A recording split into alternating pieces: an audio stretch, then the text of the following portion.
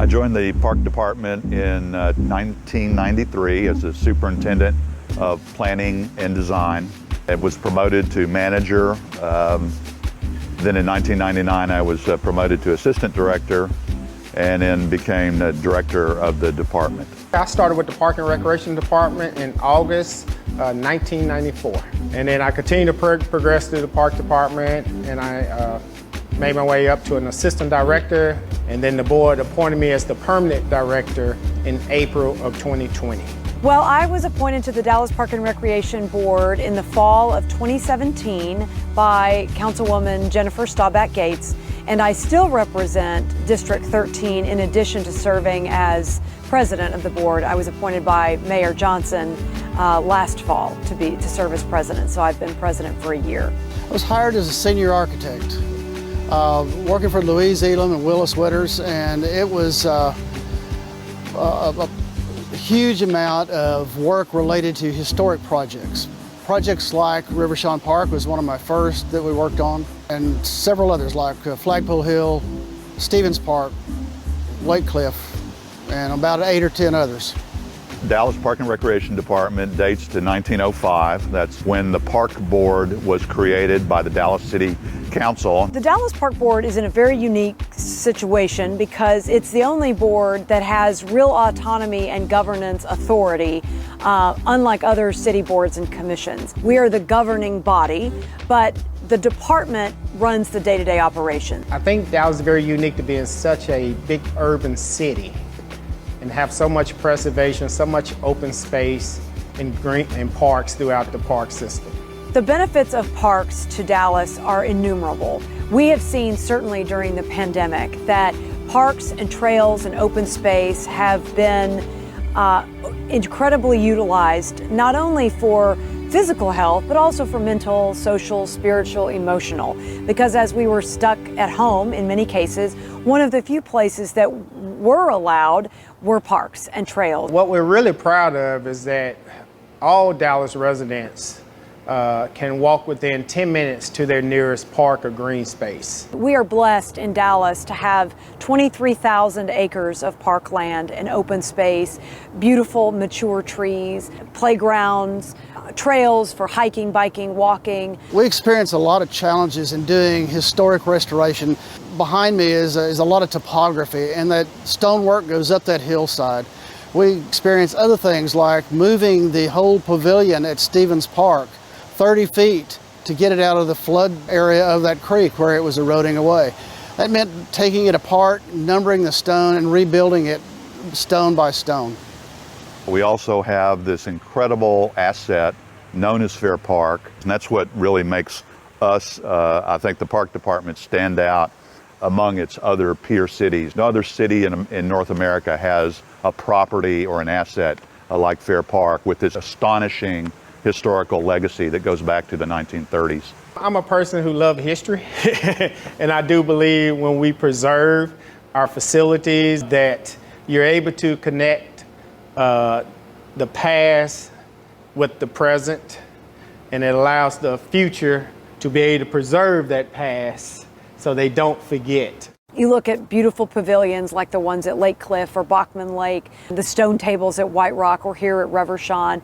Those are really critical because we need to understand and appreciate history and where Dallas came from. So it's not only teachable, but it's important for the future of the city and for the park system.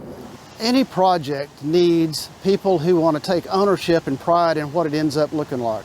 It's got to be painstakingly approached with an attitude of appreciation and wanting to make it as good as possible when we're all through. The park system started in the late 1800s, early 1900s, and started accumulating these resources. And I think we owe it to our citizens to say this is what our history is, what our legacy is. The first preservation project probably dates back to 1986, the year of the sesquicentennial, when the Park Department first started to take notice of the assets here at Fair Park and the historical legacy and the historical buildings. Perhaps the greatest event in the history of Dallas was in 1936, when the Texas Centennial was celebrated with an elaborate fair. When you look at the Hall of State and all the other buildings throughout here that was constructed during the centennial, 1936, you are really connecting with history when you come to Fair Park, and it's all around you. This is a unique place. You can look at the Art Deco. It's an amazing place. Fair Park is so special in countless ways. What it has meant to the city, what it has meant to the state, the importance and architectural significance, historic significance of many of those buildings is really second to none. And Dallas continued to invest in Fair Park throughout its history. So beginning in the early 1900s, 1910, the State Fair built a livestock coliseum that was in essence Dallas's first convention center and places where presidents would come to deliver speeches. The city's first art museum, the city's first public auditorium for concerts. And then finally a World's Fair that was built in 1936. We want to thank the citizens of Dallas for approving Proposition C, in which they funded $50 million for the restoration work here at the Hall of State. You can really see this project really come back to life. When you walk around it, when you walk in the different rooms and see the restoration work that's been done, seeing the doors come back to life, things that you didn't notice at first, but now because of the restoration, you can see it. Schrock Nebula, of course, is identified as the oldest cabin still on its original site in Dallas County. 1840s in Texas was still the frontier. If somebody wanted to go to Dallas, it took them 2 days, often on a mule. We had so much structure that predated anything we'd worked with before. We had these hand-hewn logs, the chinking, the structural attachments to each other, the wood pegs, nothing like that in the New Deal era projects. So we had to learn that skill set. We had to bring that expertise to the site.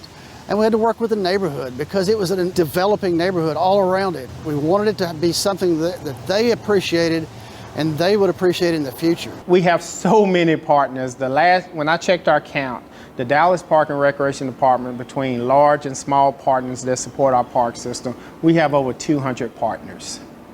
We would not have an arboretum that is nationally and really worldwide recognized, or zoo, or Fair Park, without partnerships. Our budget has stayed fairly static despite the additions of parks, playgrounds, dog parks, trails, recreation centers. And so that is always going to be our biggest obstacle, and why we have been able to leverage public-private partnerships to further the public dollar in providing the same level and quality of our parks. We can look throughout our entire park system and see that we have done a good job of preserving a lot of history throughout our park system. I'm really excited about the number of the park maintenance staff that love to work on these parks and keep them up and are proud of it. I get reports from people in the maintenance organization about something that needs to be looked at. That something's not right. We need to have somebody take a look at this. So that's exciting to know that they care as much as we do in putting the projects together. What I see as the future of the park system is adding to the diversity that we already have within our nationally accredited and recognized park system.